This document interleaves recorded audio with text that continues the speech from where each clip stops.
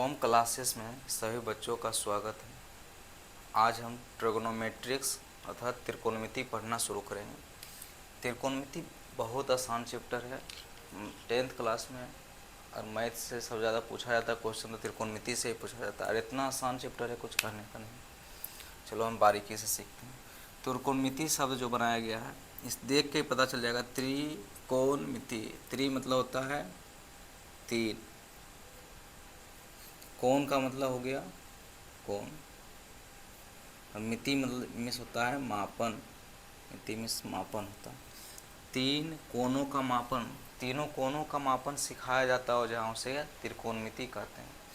मतलब जब तीनों कोणों का मान यहाँ निकालने के लिए सिखाया गया उसे क्या कहते हैं? त्रिकोणमिति कहते हैं। त्रिकोणमिति में जो है समकोण त्रिभुज का प्रयोग किया जाता है। त्रिकोणमिति में समकोण त्रिभुज का ही प्रयोग किया जाता है। जितना भी त्रिकोणमिति बनेगा पूरा समकोण त्रिभुज से ही बन जाएगा। हम बारीकी से सीखना शुरू करेंगे। समकोण त्रिभुज में एक कोण 90 डिग्री होता है और उसके सामने वाले भुजा कहलाता है कर्ण। इसे अंग्रेजी में हाइपोटेन्यूज कहते हैं। इसे यश से दर्शाया जाता है। और जिस कोण से हम निकालना चाह रहे हैं, जैसे इसको अगर हम थीटा मान लिए तो इसके सामने वाले भुजा कहलाएगा लंब, जिसे अंग्रेजी में परपेंडिकुलर कहते हैं। इसे P से दर्शाया जाता है। और नीचे वाला आधार है, इसे बेस कहते हैं। इसे B से दर्शाया जाता है। कर्ण को हाइपोटेन्यूज कहते हैं। इसे यश से दर्शाना है। लंब को P से दर्शाना है। इसे परपेंडिकुलर कहते हैं। आधार नीचे वाले आधार है जिसे बेस B से दर्शाया जाता है। इसे बेस कहते हैं। पूरा त्रिकोणमिति बस इसी के आधार पर बनेगा। बहुत आसान चैप्टर है त्रिकोणमिति। इसको निकालने के लिए पाइथागोरस नामक वैज्ञानिक ने एक सूत्र दिया था। सूत्र था कर्ण स्क्वायर बराबर लंब स्क्वायर प्लस आधार स्क्वायर। कर्ण स्क्वायर बराबर लंब स्क्वायर प्लस आधार स्क्वायर। इसे हम ऐसे भी लिख सकते हैं। पहले तो इसको हम इस तरह से लिख सकते हैं। स्क्वायर हटाएंगे तो रूट चढ़ेगा, तो कर्ण बराबर रूट अंडर लंब स्क्वायर प्लस आधार स्क्वायर। और जरूरी नहीं कितना लिखना। कर्ण को हम क्या दर्शाते हैं? यश से। इसको इस तरह से भी लिख सकते हैं। यच बराबर लंब को दर्शाते हैं P से, इसे लिख सकते हैं P का स्क्वायर। अब प्लस आधार को दर्शाते हैं B से, इधर इसे लिख सकते हैं B का स्क्वायर। यच बराबर root under P square plus B square. उसी तरह हम लंब को भी लिख सकते हैं। जैसे लंब स्क्वायर बराबर हो जाएगा, जब लंब स्क्वायर बराबर लिखेंगे तो लिखेंगे कर्ण स्क्वायर माइनस आधार स्क्वायर। लंब स्क्वायर बराबर हम क्या लिख सकते हैं? कर्ण स्क्वायर माइनस आधार स्क्वायर। चलो इसके छोटे एच कर लेते हैं।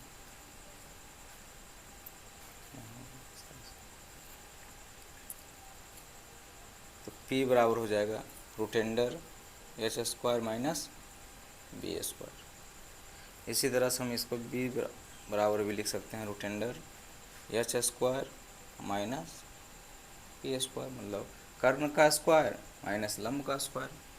बस ये सब सूत्र तो 8-9 क्लास में सिखाया जाता है। इसे अच्छा याद रखना। कर्ण बराबर होता है रूट अंडर लंब स्क्वायर प्लस आधार स्क्वायर। त्रिकोणमिति में जो है ना 6 मूल स्तंभ है जिसके आधार पर त्रिकोणमिति का पूरा मुआयना किया गया है। इसमें प्रमुख है sine theta, cos theta, tan theta, cosec theta, sec theta और कोट थीटा। अभी हम सब बारीकी से सीखेंगे एक एक चीज़। बहुत आसान है त्रिकोणमिति। अब देखना है यहाँ से। अगर यहाँ से देखेंगे, यहाँ आधार से, तो इसके सामने वाला भुजा इसे लंब माने, इसे परपेंडिकुलर कहते हैं। नीचे आधार है, ये 90 डिग्री के सामने वाला भुजा कहलाता है कर्ण।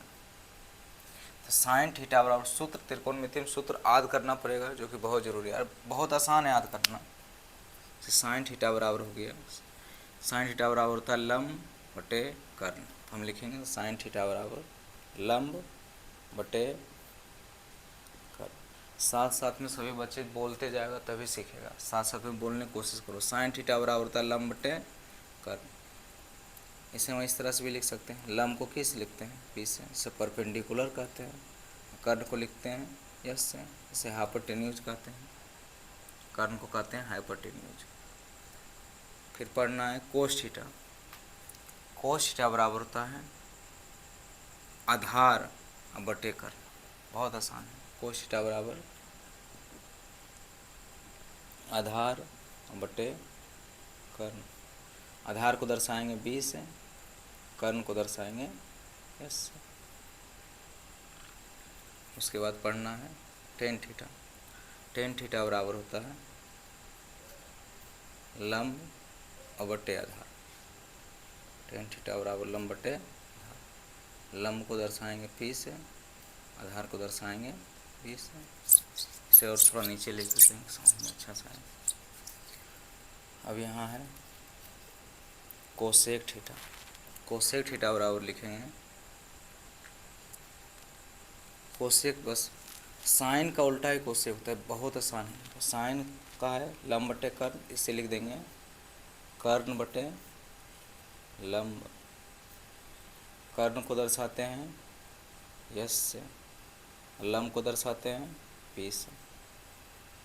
उसके बाद है सेक थीटा। सेक थीटा बराबर कोस का, साइन का उल्टा कर दिए हैं कोसेक, कोस के उल्टा कर देना है सेक। साइन का उल्टा किए हैं कोसेक। साइन थीटा बराबर लंब बटे कर्ण, कोसेक थीटा बराबर कर्ण बटे लंब कर दिए हैं। उसी तरह से कोस थीटा बराबर आधार बटे कर्ण, तो सेक थीटा बराबर हो जाएगा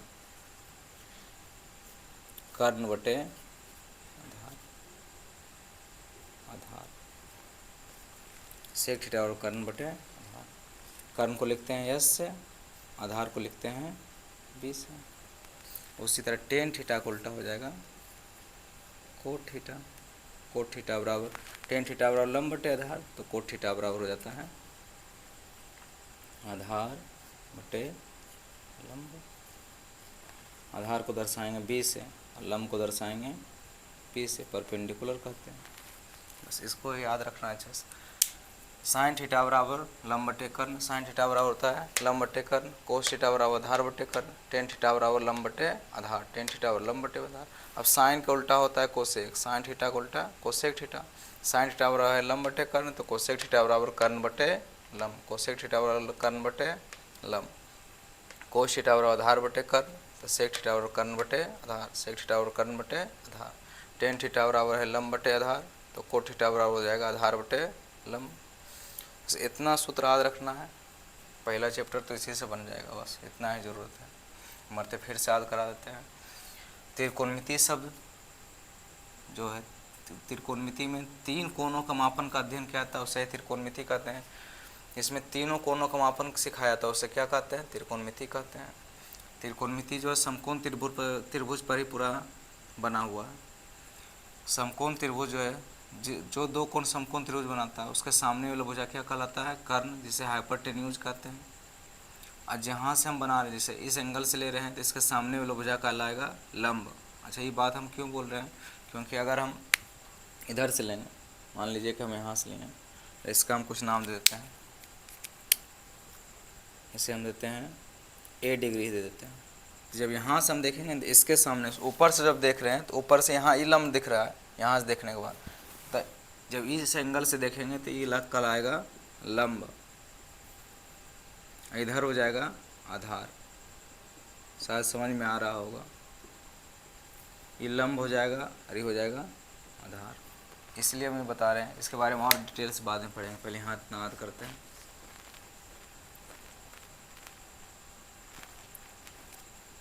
हाँ, जब इस एंगल से देखेंगे, तो इसके सामने वाला भुजा कहलाएगा लंब और ये कहलाएगा आधार। और 90 डिग्री के सामने वाला भुजा क्या है, कर्ण है। कर्ण को यस से दर्शाते हैं आधार को बी से दर्शाते हैं, लंब को पी से दर्शाते हैं। कर्ण स्क्वायर बराबर सूत्र है रूट अंडर लंब स्क्वायर प्लस आधार स्क्वायर, कर्ण बराबर रूट अंडर लंब स्क्वायर प्लस आधार स्क्वायर। एच बराबर हो जाएगा root under P square plus B square. उसी तरह अब लेंगे लंब स्क्वायर बराबर तो लंब स्क्वायर बराबर कर्ण स्क्वायर माइनस आधार स्क्वायर, तो लंब बराबर रूट अंडर कर्ण स्क्वायर माइनस आधार स्क्वायर। उसी तरह आधार बराबर रूट अंडर कर्ण स्क्वायर माइनस लंब स्क्वायर। इस सब चीज़ का सूत्र याद रखना, इसका प्रयोग आगे है। उसके बाद त्रिकोणमिति में जो इन 6 चीज़, इसी 6 स्तंभ से जो है पूरा त्रिकोणमिति बना है, sine cos tan cosec sec और कोट से। इसके बारे में अच्छा से, इसमें ढेर सारा सूत्र है जिसके बारे में और आगे पढ़ेंगे। तो उससे पहले तो इतना याद रखना है, साइन थीटा बराबर होता है लंब बटे कर्ण, साइन थीटा बराबर लंब बटे कर्ण, कोस थीटा बराबर आधार बटे कर्ण, टेन थीटा बराबर लंब बटे आधार। साइन के उल्टा ही होगा कोसेक, कोसेक थीटा बराबर इसका उल्टा कर दो ना, कर्ण बटे लंब। कोस थीटा बराबर होगा, कोस का उल्टा है सेक, तो कोस थीटा बराबर कर्ण बटे आधार, तो सेक थीटा बराबर कर्ण बटे सेक थीटा बराबर आधार बटे कर्ण, तो कोस थीटा बराबर आधार बटे कर्ण, तो सेक थीटा बराबर कर्ण बटे आधार। टेन थीटा बराबर लंब बटे आधार, तो टेन का उल्टा कर देना कोट में, आधार बटे लंब। शायद इतना समझ में आ गया होगा सभी को।